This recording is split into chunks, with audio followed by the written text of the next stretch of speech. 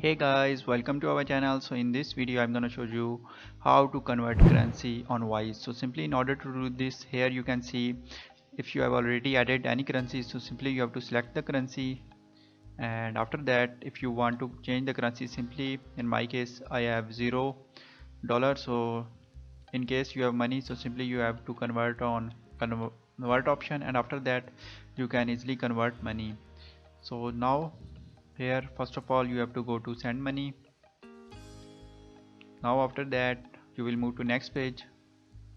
So simply here you can see the convert money option, like here if I select the Indian dollar, Indian rupees, and after that here you can see if I want to convert in any currency, so simply all the currencies available.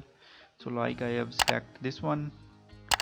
So now here you can see our money is successfully converted.